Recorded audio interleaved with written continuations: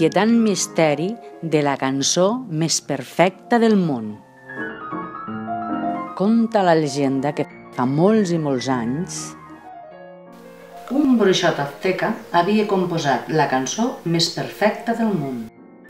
I algun colonitzador malparit li va robar. I la cançó més perfecta del món va començar a ser comprada i venuda. Passant per les mans més avaricioses, curioses i brutes d'aquest món. Pirates, jeques babilònics, princeses de les dinasties xines més exquisides. La melodia havia passat misteriosament de generació en generació, mig com una llegenda, mig com una quimera dels més aventurers. Sempre ha hagut l'esperança de retrobar-la, perquè conta la llegenda que qui fos capaç de trobar-la descobriria l'accés a un tresor màgic, d'un valor incalculable. Hi havia molta gent que volia esbrinar quina era. Com deu ser la cançó més perfecta del món? Vols dir que no és la cançó dels Beatles? O pot ser que no sigui la de Raimon? Què dius? Què dius? Jo me la imagino dolça com un pastel de navius. Molts somiaven trobar-la. S'imaginaven com és. Segur que és una cançó en anglès. Un inventor agosarat va decidir provar sort pel seu costat. Estic cansat de buscar la cançó més perfecta del món. Saps què et dic? Que la faré jo. Agafaré la meva màquina de 3D, l'escanejaré i què faràs amb la cançó en 3D? No ho sé, no ho sé. Molts creien haver-la tingut a les seves mans.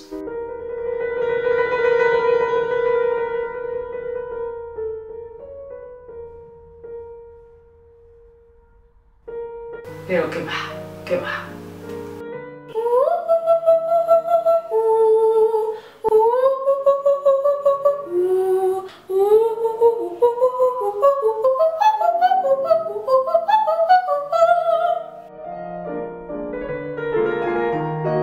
Un dia, remenant trastos, diuen que una parella va trobar el llibre on explicava on trobar-la.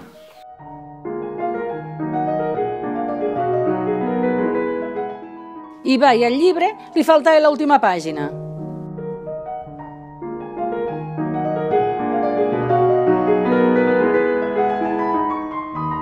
La cançó més perfecta del món? Vols dir que no està al magatzem de Granero? Allí hi ha de tot. Ves que no estigui una estanteria de Capujol? Alguns asseguraven que havien sentit la cançó més perfecta del món i que hi havia molts crits i paraulotes, que era una cançó de rock. Els més joves la buscaven a Google,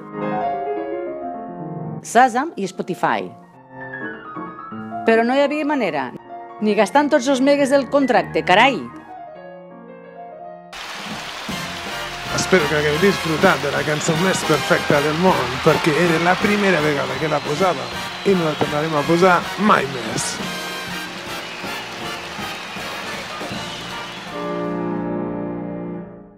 Hi havia un conductor de camions que assegurava que un dia en un bar de carretera va sentir anuncis que la tatarejaven. La cançó més perfecta del món. I la seva dona li deia, au bé, soca, segurament que se la inventaven. Una noia que havia estat a França assegurava que la cançó més perfecta del món se l'havia endut Edith Piaf a la tomba. Ves tu per on. Es contava a les peluqueries que tot això no eren més que ruqueries. Que la cançó més perfecta del món la tenia amagada a Bèlgica Puigdemont. Un dia, sense saber per què ni com, la va començar a xiular un senyor molt vell.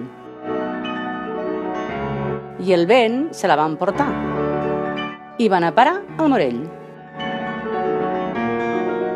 I per això t'hem portat avui aquí, per si a tu, Sarai, te ve de gust sentir la cançó més perfecta del món, sí.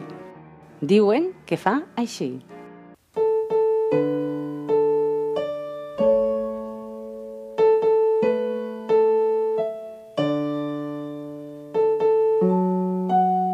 No hi ha cançó més perfecta que la que ens recorda que tenim la sort de compartir un any més amb tu. T'estimem, Sarai.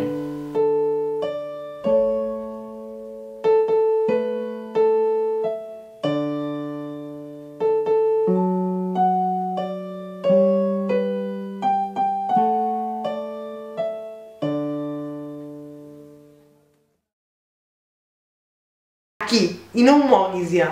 I vinga, i mira a càmera i fes veure que ets feliç. Que feliç que soc. Una,